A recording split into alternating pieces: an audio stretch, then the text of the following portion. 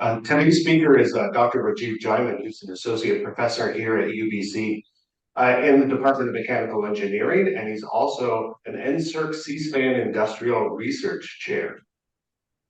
He was also at University of Singapore and has done his due diligence in private industry. One of the things I found about Dr. Jaiman in the last year where I've been working with him is he also got an award for an innovative submersible when he was in Singapore. So all sorts of questions about that. Dr. Jaiman's here to talk to us about marine mammals and sound from the engineering perspective. I first started working with Rajeev maybe a year or 2 years ago, who was a marine mammal biologist dealing with ship noise. And I said, well, can't they just make ships that are quieter? Seems quite simple to me. Well, as I'm sure we'll discover, it's an incredibly complex undertaking involving all sorts of physics, and Rajeev has projects that involve AI in a good way, not in a taking over the world sort of way. And it's all quite, I've grown to be quite impressed by the efforts of him and his team, and I'm sure he's going to share some of that insight today as far as things like multi-physics simulations, fluid structure interaction, computational fluid dynamics, and data-driven modeling, which all sounds quite complex. But if there's one thing I know about Rajeev, he can actually talk to people at an appropriate level on very complex issues. So with that, I'll turn over to Rajeev. I'm going to, as Dave mentioned, about a very complex problem, ship noise and impact on marine mammal.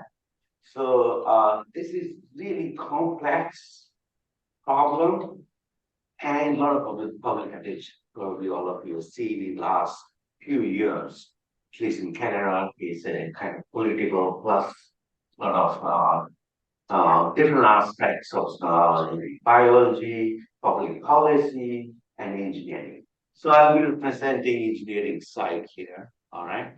I'm not expert in that, but I'll be trying to bring what we can do from engineering and technology point of view. All right, so this work is funded by Transport Canada out of Five National Initiative, and our generous partner Clear Seas, MyTex, and also there's some funding through NSERC. Okay, so let's little deep dive into it. Moving.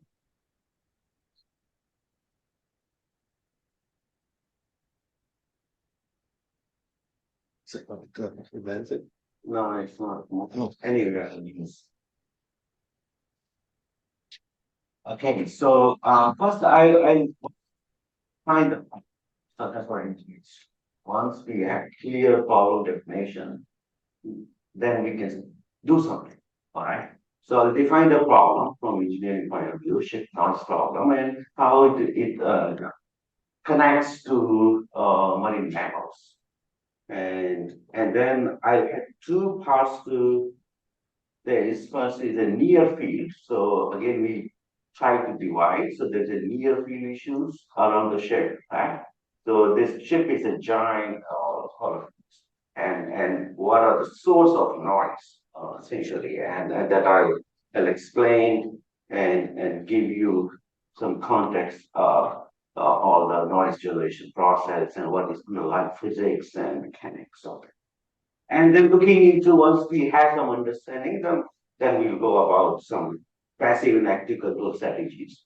So all this here with a lot of math and computing, but here absolutely avoid any equations. Everything will be visual, a lot of pictures, animations. Hopefully, for this kind of audience, it will be nice to have an animation. So, and part two is I'll take all these noise sources and propagate to far field. And this is where a lot of developing AI-based models and decision making, right? So this is I'll go through. And in the interest of time, I'll be keeping very high level. And if you have any questions in between, you can ask. All right, so this is team here. So myself and my colleague Jasmine are presenting engineering side. and they went into trials, giving us a lot of input about biology. And as I said, we divided far field noise with the AI. Our students working on other side is near field, looking into propeller and all the physics and developing advanced models. Okay, so what is it's a small size ball. Not that large, but it's very large. Okay, so this is the noise, and it's coming from here we're talking about last all the showing the noise is the ocean. And if you look at this latest concept, you can see capture the easily all around the ocean, and if you look at the noise map around the water or all the there's a lot of noise, right? And concern for us is these noise being generated, and there's a peak, there's a frequencies they're generated.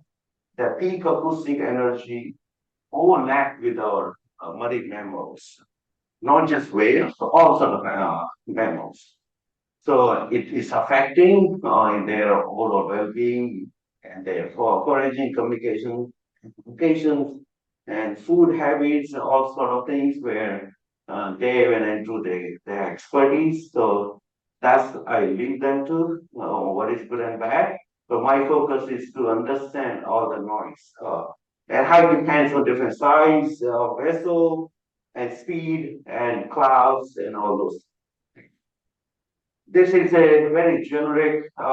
If you look at your sound level and frequency of any container ship, typical spectrum, you look like this of design and in design. So pretty much concern is here. That's where we look into about order of 100 hertz. And this is where these mammals tend to communicate. So it peaks about 180 decibel and maximum level, and is about 100 to 200 hertz. And cavitation and other sources, but cavitation dominates pretty much all the noise. I'll be giving a little bit. For now, if cavitation comes for you, it's like a water start boiling, and it's going low pressure, and it's turning into bubbles and vaporizing. So that's kind of a thing, and that makes a lot of noise. All the noise not outside here, but you go under the water, that noise is so loud. Okay, so now that's a quick problem kind of a definition. So what is the present state of this whole noise pollution? So it's not us in Europe and all over the world, a lot of activities going on. So and ultimately from us, from ship design and operation point of view, we have IMO. So anything we have to do, we need to, they make the rules for this operation of these ships. So far, we pretty much focus was on the greenhouse and all this, improving their efficiency.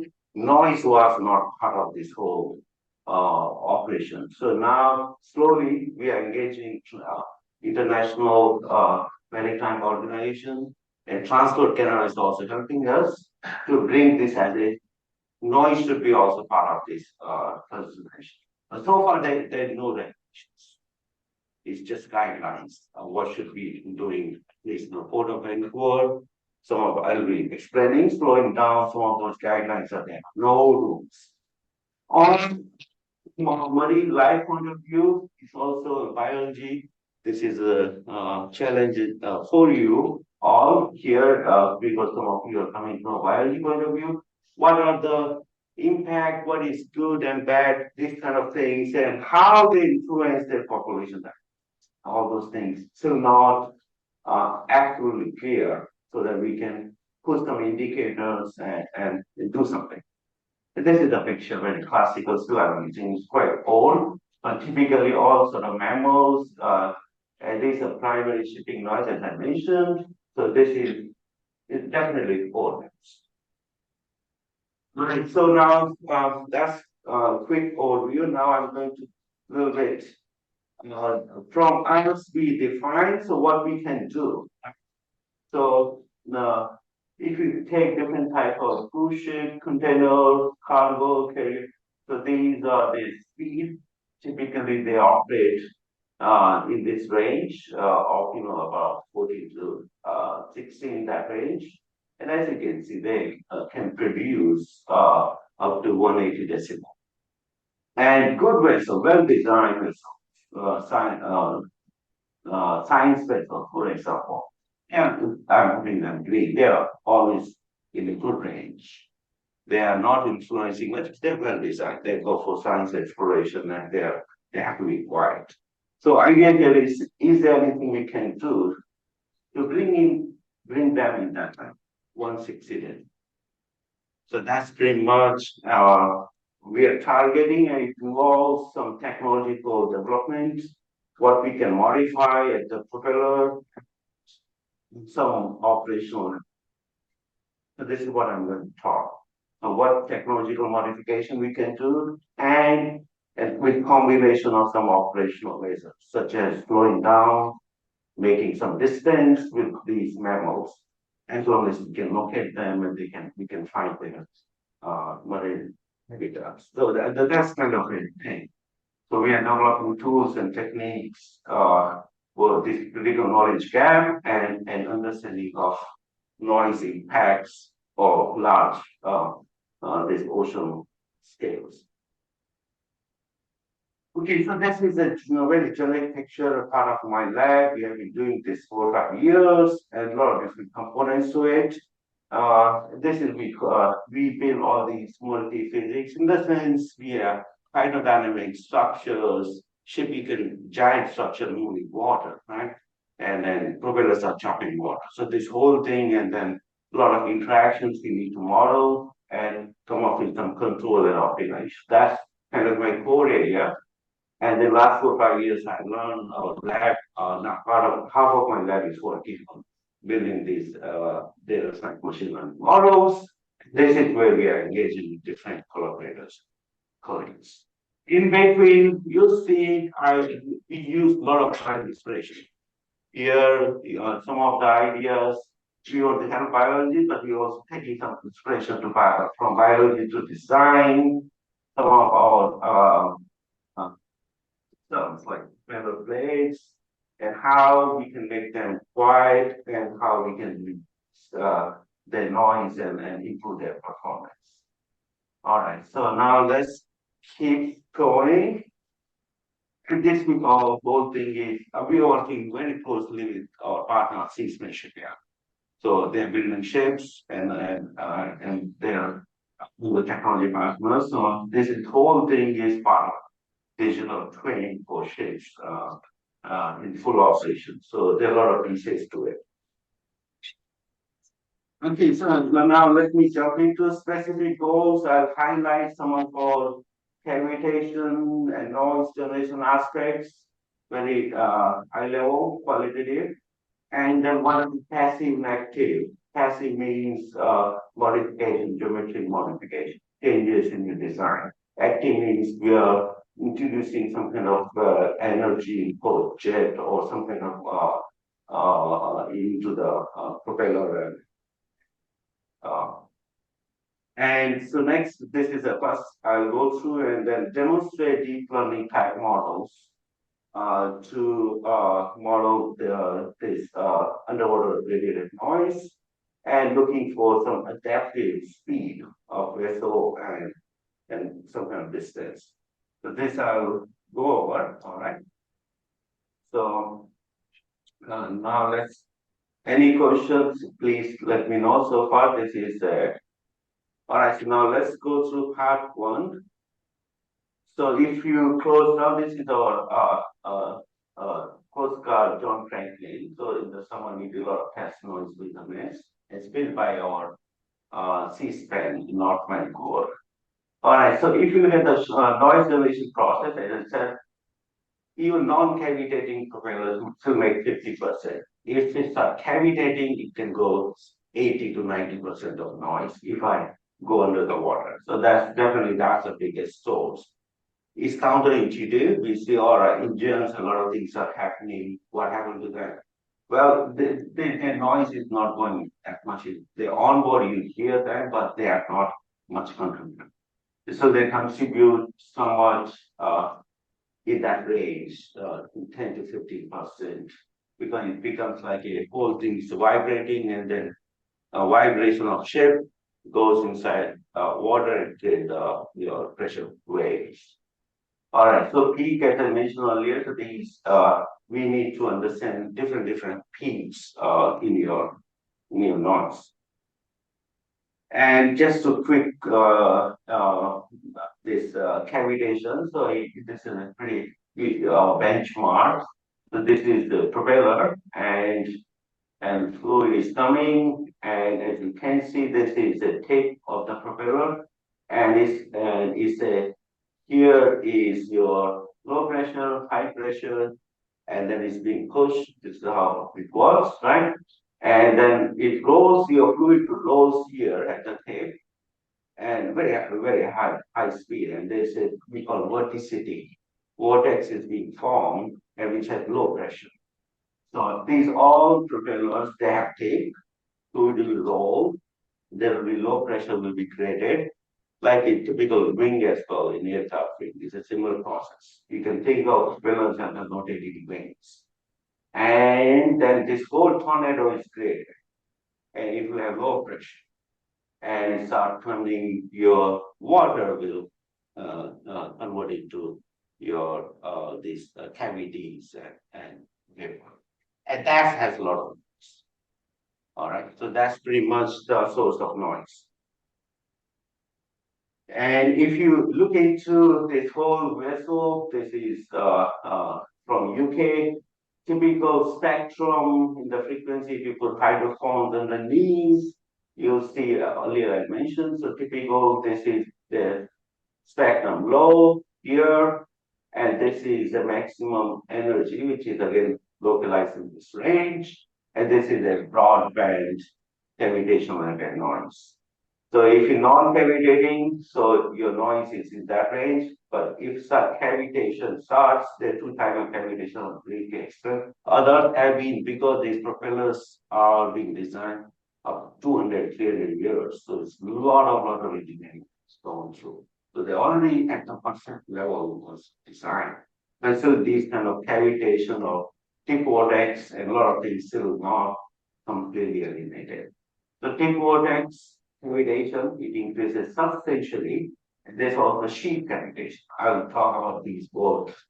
Cavitation, little bit physics, and what can be done. So we do lots of in-house code development and build all sort of models. So here is we're talking very complex physics, a lot of turbulence is involved, and cavitation is involved, phase change, and then acoustics is side product of that. So we have done tons of validation on different types of propellers, and this is the latest idea. As I mentioned, this is a tape, and can we do something? So these all propellers have tape. Can we morph and make some kind of these fancy propeller like your Troy or donut shape? All right, so then these are just to convince you, we do due diligence in terms of validation, compare with experiments. It's not just pure simulations, and we match all the flow patterns and performance here, experiment and computation of fluid dynamics. All those things are calibrated and checked carefully. And we use supercomputers. These grid points can go order 50 million grid points and running a powerful cluster of 2,000 CPUs to get results. This is another case. Test experiment was done in Netherlands Marine, which is one of the largest marine tank, and we compared all those results. And this is ongoing, but here we have not found because this was done, this inspired by a lot of drones type applications, and recently has been tried for small boat size. But in high RPM, it has some performance gain, but we are looking lower RPM. Typical propellers are over 500 RPM. We have not seen any noise improvement from these Trojan propellers. As you can imagine, still there will be some kind of a tape. They have morphed, but there will be still tape and it's creating some cavitation. So we are doing more investigation here, but overall we couldn't find much gain. Then what engineers do, if something is not large scale is not clear, we try to break it down. So this I'll go through a couple of one is we have come up with a single, this kind of a blade, and now we are seeing, all right, so we understand this is a simplified form of the propeller, and then we start looking into what is happening on this tip vortex and how it's cavitating. So again, we get the benchmark results from experiment, validate, and also we confirm our velocity profile in cross section. So now here you can imagine the propellers are less out of meter. These here it can go out of millimeter. That range we need to resolve, and we need to accurately capture that in that small scale cavities. So they are the dominant source of noise. So now this is a very controlled experiment with the tape, and this is your tip vortex cavitation in very controlled experiment. And I can play our simulation as well here. So what we found, then we get this, and we can simulate this, and we can break it down. What are three modes? One is the breathing, and as you can see, there's helical as well. So what we found is very recent finding. That's why I don't want this to be on YouTube yet, because we are not recorded. So we have found this breathing mode of this, if we decompose this, is the dominant source of noise.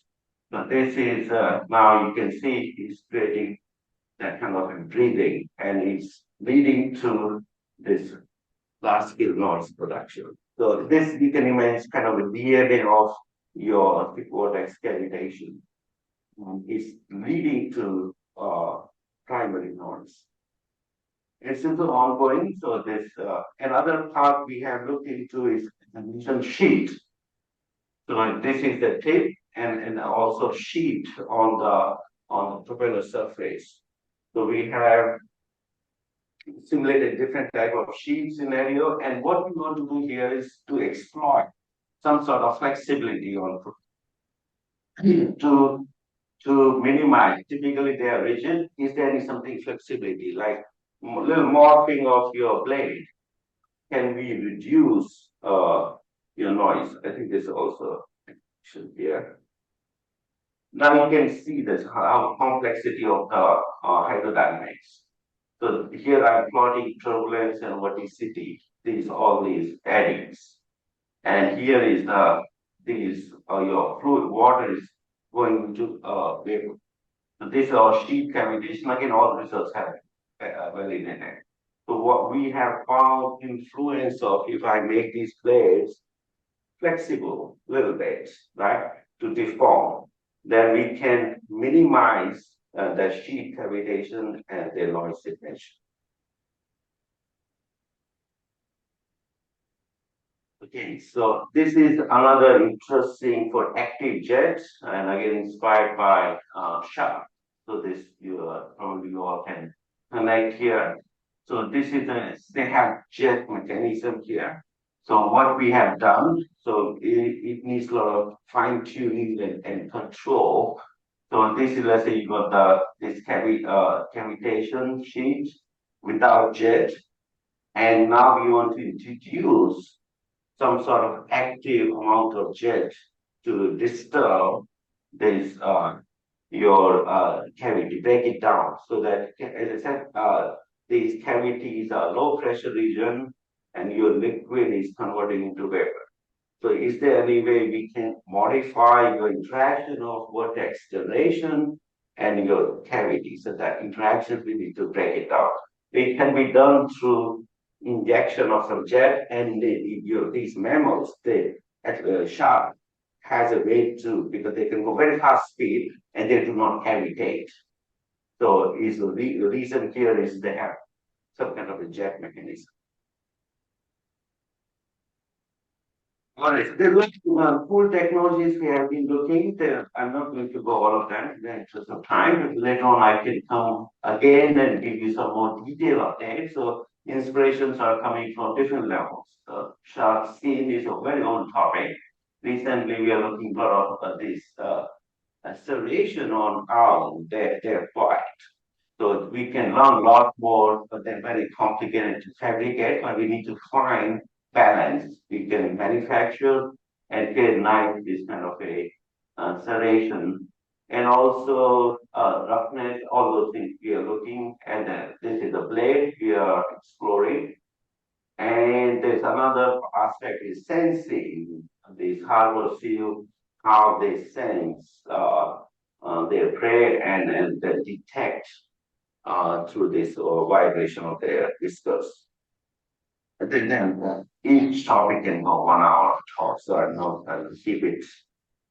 All right, so now so these are the technological things we are looking into, modifying your propeller and also vibration of your ship.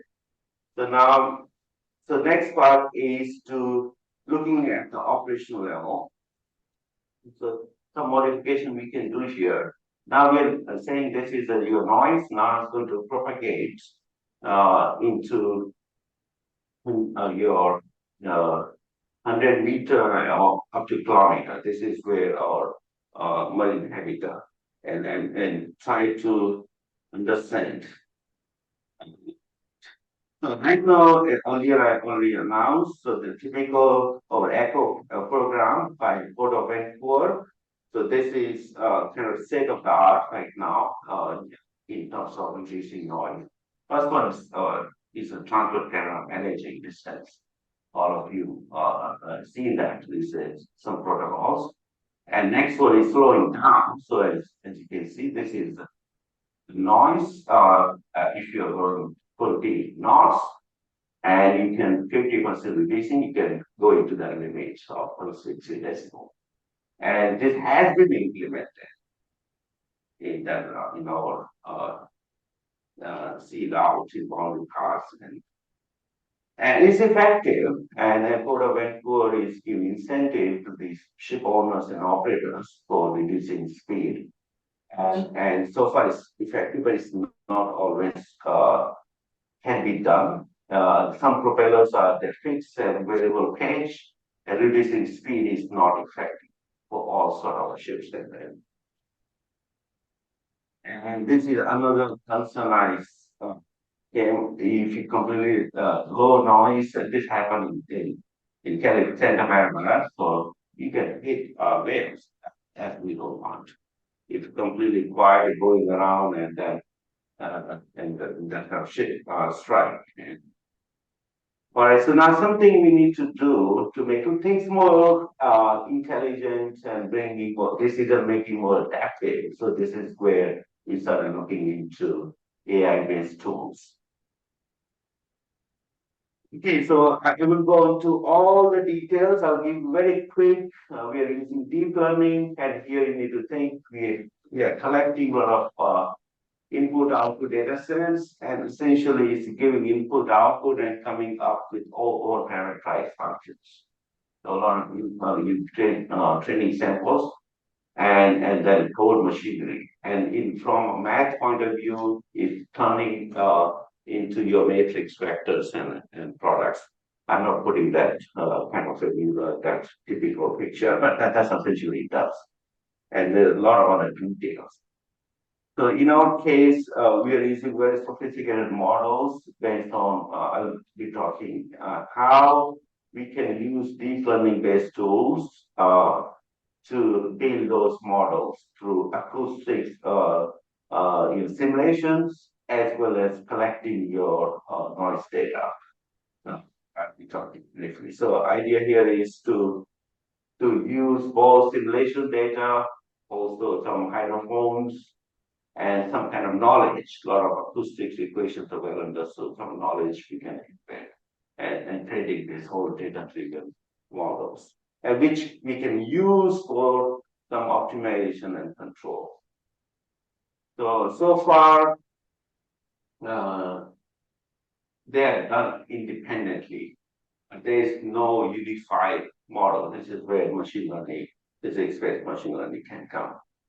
So yeah, our model is we call convolutional. So there is a convolution part, and then we use recurrent autoencoders, and it composes your deep neural networks and autoencoders to compress your data in low dimensional space, and then doing evolve your functions in time using recurrent neural network, LSTMs. So typically, it's high level. If you see, if you got a pressure field, you encode it, and this is we call your compressed or bottleneck functions and decodes, and then you use the pressure field. So we want this function to be constructed through your autoencoders. All right, so we have our simulation data, and we have validated in very controlled experiments. So you can have your noise source in this kind of a slope, and we compare your transmission loss, the range.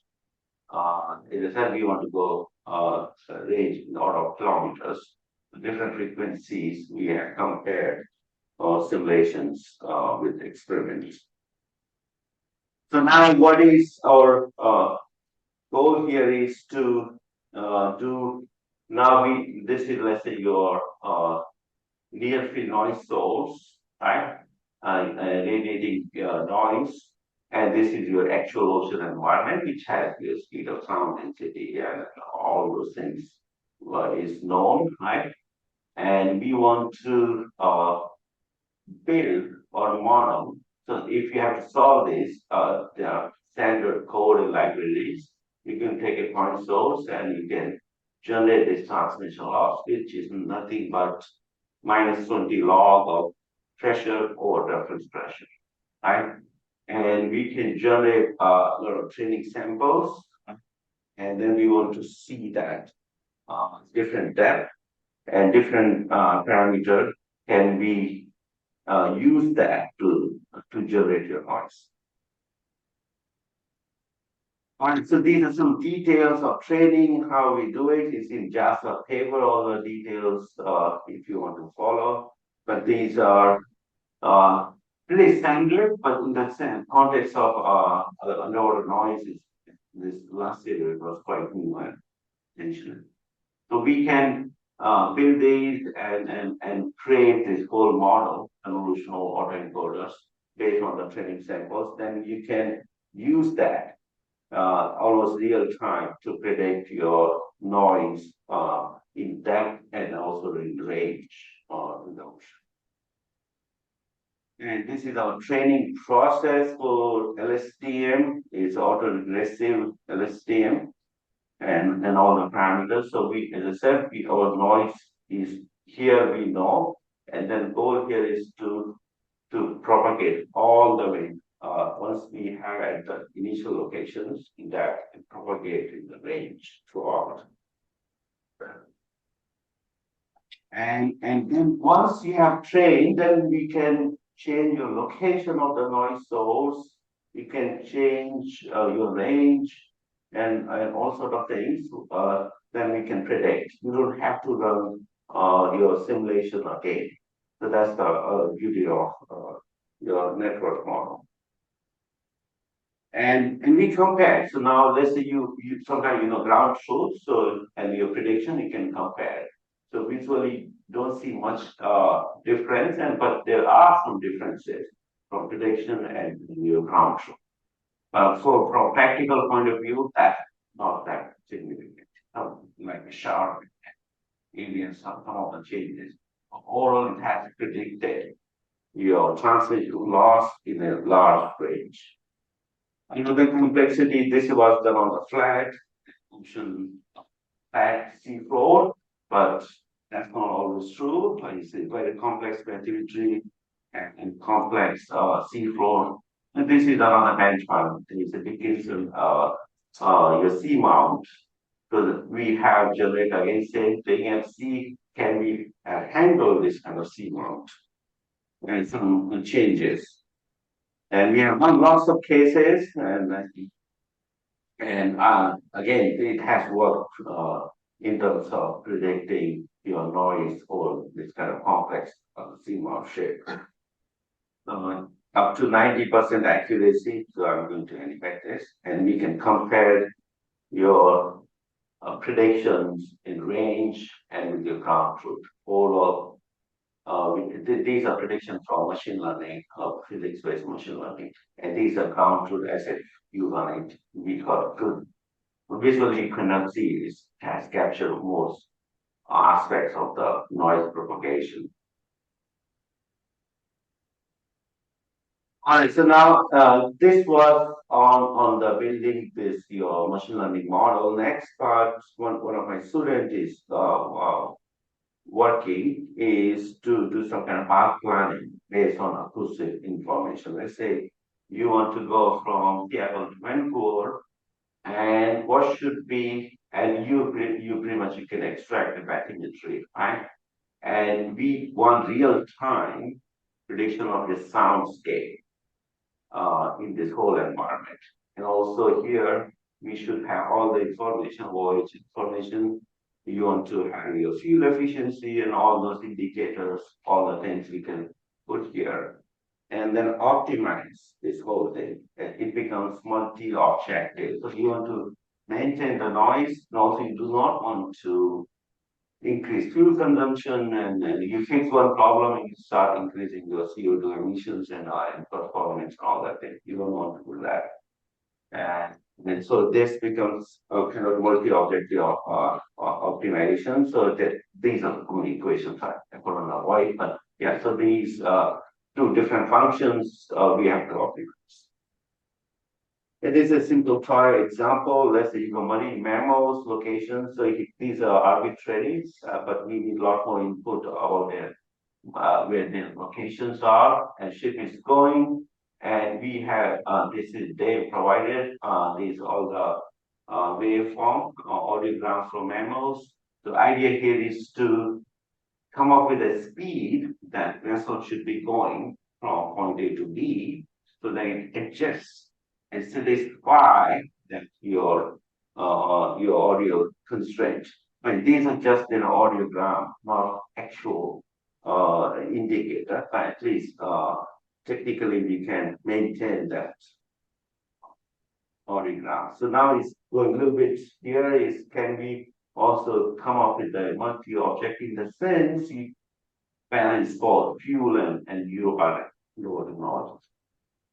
So and randomly again, so this is port A to port B, and we can extract bathymetry and all the details. Bathymetry looks like this, and you can put your mammals, different locations, different types of mammals, and then ship has to decide based on their audiogram and come up with the effective speed.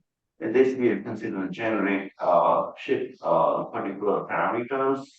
Is about 258 meter long, 42, and all those standard ship performance parameters. So as I mentioned, there's a trade-off noise and your fuel consumption in the sense you want to have efficiency and you can have one or another.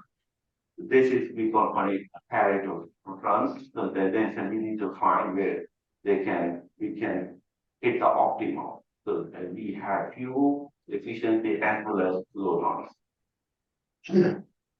So you can do one or another. So let's say these are different mammal locations. You want to come up with optimal profile. So if it's a pure noise dominated, there's noise everywhere. And if it's a pure dominant, which is this. Typically, all ship operators, they want this. They don't this because of cost. And what we're suggesting should be like this, some trade-off, which is our suggested your optimal profile black line. And you can maintain your 10 hour, let's say your voyage times 10 hour, and you can maintain your then you can have some optimal speed and still you are maintaining your URL different location. And it's kind of a proof of concept. It can be done as long as you come up with a good planning and this is where we want to engage with Transport Canada and International Maritime Organization to come up with some kind of that trade-off. And this is animation that I can play. We got right, yeah. So we got a lot of different mammals, they have their own audiogram, and now ship has to take care of make everybody happy, which is hard problem always. So this is trying to somewhere no mammals and it's trying to manage all that different location. Our code to this is toolkit is doing all that kind of optimization. Lots of cases we have run to make sure for training and then creating the host fix. Okay, so now I think the interest of time, so I will start summarizing and concluding. So I gave you some overview of cavitation and hydroacoustics, what we are doing, and building all the validation best practices, and looking a lot of bio-inspired passive active techniques, and certainly a lot more details later on. We are still working and in engineering, we just want to make sure this industry also can use it. It shouldn't be not idea, should be practical as well. And on the other side, part two was on building this physics-based machine learning toolkit. And essentially, I've shown adaptive speed optimization. And it can go with your, right now it's a slow down, it's a brute force slow down, whatever code of input is given, but it can, we can make a little more advanced and intelligent. And ultimately, what I want to say is there has to be an optimal combination of technological improvements. If not, we should be the technology and the management of they should go at some level in the empowerment.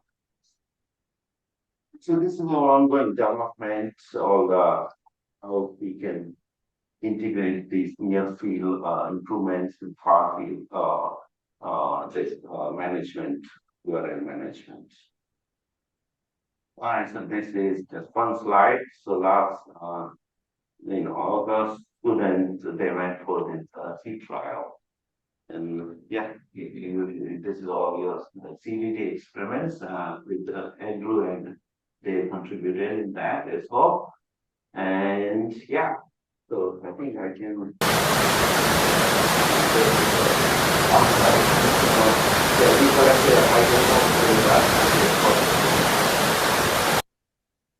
And ultimately, this is kind of vision with our partners, clear scenes.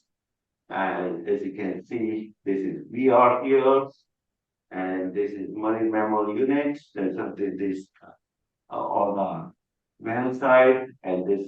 And right now we are reaching somewhere here. Ultimately, we want to go here, all those things, and we can have nice this kind of symbiotic balance between marine biology and engineering in the sense of the ship design and operation.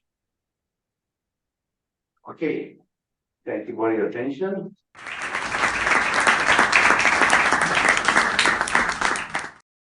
Yeah, I'll start off on a practicality. Hate to bring this to practicality. Sure.